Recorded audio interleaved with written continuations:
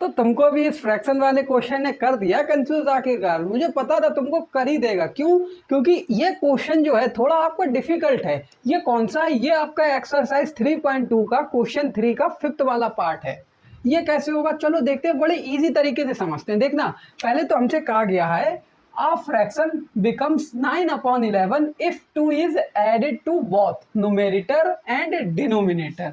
ठीक है, यहाँ पर कहा जा रहा है कि जब किसी फ्रैक्शन में 2 को न्यूमेरेटर और डिनोमिनेटर में जोड़ देते हैं तो 9/11 बन जाती है फ्रैक्शन। और वहीं जब हम लोग 3 जोड़ देते हैं दोनों में तब बन जाती है 5/6। हमको फाइंड करनी है वो फ्रैक्शन क्या है। तो हम लोग देखो, ये क्वेश्चन जब भी हमको कुछ भी फाइंड करने को दे दिया जाए, निकालने को दे दिया जाए, तो इतना याद रखना, हम कोई ज्ञानी बाबा नहीं है। तो हम सबसे पहले करते हैं let us assume numerator is x. ठीक है, let us assume numerator is x and denominator is Y.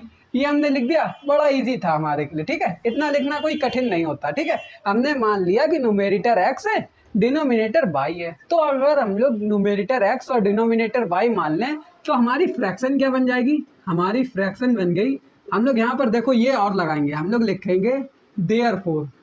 क्यों? क्योंकि हमने जो लिखा है ना उसी का हम लोग एक डिफाइन करके लिख रहे हैं, तो हम लोग ये लगाते हैं देयरफॉर का मतलब होता है इसलिए। ओके, तो जब हम लोगों ने ये लिख दिया तो हमारी फ्रैक्शन क्या बन गई? हमारी फ्रैक्शन बन गई x/y, जिसके अंदर न्यूमेरेटर x है और डिनोमिनेटर y है। ये बन गई ना हमारे मानने के हिसाब से। ओके ठीक है, अब यहाँ पर अकॉर्डिंग टू फर्स्ट कंडीशन पहले तो लिखो, according to first condition. Okay, first condition हमारी क्या कहती है कि जब हम लोग न्यूमेरेटर एंड डिनोमिनेटर में 2 जोड़ दें 2, तब हमारी 9/11 बन जाती है। तो हमारा न्यूमेरेटर क्या है? x है। ठीक है, और डिनोमिनेटर क्या है? y है। और यहाँ पर कहा गया न्यूमेरेटर एंड डिनोमिनेटर दोनों में 2 जोड़ दें, तो दोनों में 2 जोड़ देते हैं, दोनों में 2 जोड़ देते हैं, तो क्या बन जाती है फ्रैक्शन? 9/11। वो हमने लिख दिया। ईजी था, कुछ कठिन था भाई? हमें इतना बताओ कि तुम्हें कुछ कठिन लग रहा है? नहीं लग रहा ना? बहुत इजी ऐसे ही होते हैं। अब देखो, जब भी तुम्हारे सामने 2 फ्रैक्शन बराबर के साइन से दिख जाए आमने सामने, जैसे तुम्हारे सामने लिखा है 5/11 = 9/7। अब इसको कैसे सॉल्व करोगे? तो इसके लिए तुम सबसे पहले क्रॉस मल्टीप्लाई कर देना, क्रॉस मल्टीप्लाई। जैसे यहाँ पर लिखा है ना, यहाँ पर जैसे ये भी एक फ्रैक्शन है, ये भी एक फ्रैक्शन है, तो क्रॉस मल्टीप्लाई करेंगे इसका इससे, इसका इससे। ओके, तो जब तुम 11 का करोगे x + 2 से तो क्या होगा? 11 का x से करो 11x + 11 का 2 से करो 22। ठीक है, ये हो गया ना। अब बराबर, रुक जाना, बराबर। अब देखो y + 2 का 9 से करोगे तो क्या हो जाएगा? यहाँ पर देख लो, y + 2 का जब 9 से करा 9y, यहाँ हो गया 9y + 18। ये हो गया ना हमारा, ये हो गया। चलो ठीक है, ये हमारी आ गई बन के, यही आई ना। 11 का x + 2 से करा, ये हो गया। 9 का y + 2 से करा, ये हो गया। ओके, अब क्या करेंगे हम लोग? पहले तो ये 11x यहाँ है, ये प्लस का है, इसको यहाँ ले आएंगे, माइनस का 9y हो गया, बराबर में 18 रहने दो। ये प्लस का 22 है, इधर ले जाओ, माइनस का 22 हो गया। तो हमारे पास क्या हो गया? हमारे पास अब आ जाएगा 11x - 9y = ये इसमें से घटा दो, माइनस का 4 बचा। तो हम लोग क्या करेंगे? अब यहाँ पर 11x लिखेंगे बराबर -4, और ये माइनस का 9y है, इधर ले गए, प्लस का 9y हो गया। ओके, माइनस प्लस का ही खेल है, कोई कठिन नहीं है। ठीक है, अब देखो क्या होगा? ये 11 जो है ना मल्टीप्लाई में किसके साथ? x के साथ। और मैंने तुम्हें बता रखा है जब भी मल्टीप्लाई में कोई हो, बराबर के उधर गया डिवाइड में आ गया, डिवाइड में है बराबर के उधर गया मल्टीप्लाई में हो जाएगा नंबर। ये हमारा मल्टीप्लाई में 11, अरे x के साथ। ठीक है, तो इसको यहाँ ले गए डिवाइड में हो जाएगा, तो हो जाएगा x बराबर हमारा हो जाएगा -4 + 9y/11। ये हमारा हो गया, ये हमारा हो गया। ओके ओके, ये हमारा हो गया। हम लोग इसको हाईलाइट करके लिख देते हैं, हाईलाइट करके लिख देते हैं। अब तुम एक बात समझना मेरी, ये जो हमारी बनी ना, ये इसको हम लोग इक्वेशन 1 मान लेते हैं, क्योंकि ये इक्वेशन 1 है ना, दो वेरिएबल हैं और बराबर में एक वैल्यू भी दी हुई है, हमारी ये इक्वेशन हमने मान ली। ओके, ये हमारी इक्वेशन फर्स्ट हो गई। फिर हमने क्या करा, हमको देखो सब्स्टिट्यूशन मेथड से निकालना है।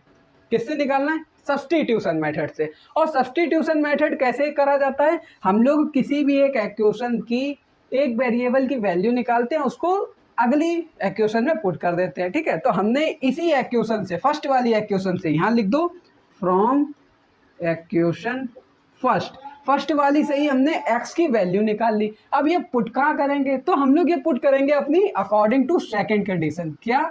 According to second condition. Second condition तो देखी ही नहीं। सेकंड कंडीशन क्या कहती है, जब हम लोग डिनोमिनेटर एंड न्यूमेरेटर दोनों में कितना जोड़ दें, 3 जोड़ दें। तो यहाँ लिखो 3 प्लस यहाँ लिखो 3, तो कितना बन जाता है, 5/6 बन जाता है। तो अब हम लोग यहाँ पर भी कर देंगे कैची गुणा, तो क्या हो जाएगा 6x प्लस 18, ठीक, बराबर y 5 प्लस 15। ये हो गया 6x, यहाँ आ गया माइनस का 5 वहाँ चला गया, बराबर में हो गया 15, और ये यहाँ से गया माइनस का 18। हमारे पास क्या हो गया 6x minus 5 equals to minus का 3। ये हमारी क्या बन गई, ये हमारी बन गई इक्वेशन सेकंड। ये इक्वेशन सेकंड बन गई ना। अब हम लोगों ने ये जो x की वैल्यू इक्वेशन 1 से निकाली, इसको इक्वेशन दूसरी इक्वेशन में पुट करेंगे। इक्वेशन 1 से ही निकाली गई वैल्यू इक्वेशन 1 में पुट नहीं कर सकते, ये गलत हो जाएगा, बस इतना याद रखना तुम। तो हम लोग सेकंड वाली में पुट करेंगे, तो हम लोग लिखेंगे put value x in equation second. तो इक्वेशन सेकंड में रखो, देखो 6 इंटू, ये हम लोग ब्रैकेट में लिखते हैं, कितना है माइनस का 4 प्लस 9/11 ये है।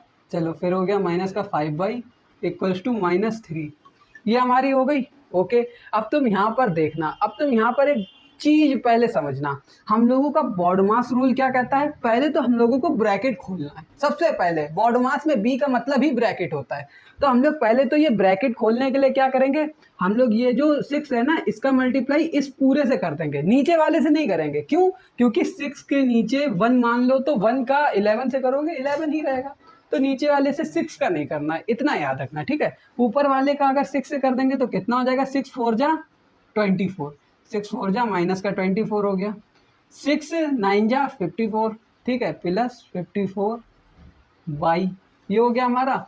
अब नीचे हम लोग लिखेंगे 11, क्या लिखेंगे 11। अब यहाँ देखो, यहाँ देखना, यहाँ हमारा हो गया माइनस का 5 और इसके अपॉन में 1 मान लो, इक्वल्स टू -3 हो गया, -3 हो गया। अब देखना, तो इतना कर लिया, यहाँ पर हम लोगों ने लिख लिया -24 plus 54 upon 11 minus 5 upon 1 equals to -3। अब करना है सिंप्लीफाई। सिंप्लीफाई कहाँ करेंगे, देखो सिंप्लीफाई करने के लिए मैं क्या करूँगा, मैं यहीं पर थोड़ा सा ये भाई देखो कहाँ करूँ, यहाँ कर दूँ, समझ लोगे ना, यहाँ कर देता हूँ। देखो क्या करेंगे हम लोग, अपॉन में पूरे के लिखेंगे 11। क्यों? क्योंकि 11 और 1 इसका हम लोग जब एलसीएम करेंगे तो आएगा 11। अब देखो 11 से 11 तो 1 बार में चला गया, ठीक है। अब 1 का मल्टीप्लाई इस पूरे से कर दो, तो भाई वो वही रहेगा सेम, -24 प्लस 54 भाई, ये सेम ही रहेगा, ठीक है। अब देखना 11 का 1 से डिवाइड करोगे तो 1 से 11 बार में जाएगा, तो 11 का मल्टीप्लाई 5 से करो तो क्या हो जाएगा -55 क्योंकि 11 का जब 5 से करोगे तो 55 आएगा, ये हमारी हो गई। इसके बराबर में लिख दो -3। अब तुम देखना माइनस का 24 है, प्लस का ये है, माइनस का ये है, प्लस माइनस माइनस करो तो क्या बचा, बाई बचा, प्लस का या माइनस का वो बचा हमारा माइनस का, बराबर में -3 अपॉन 11।